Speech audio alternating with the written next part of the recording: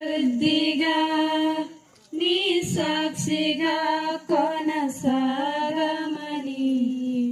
ప్రేమించవే నన్ను ప్రాణంగా నీ కోసమే నన్ను బ్రతకమని దారులలో ఎడారులలో సెలయేరులై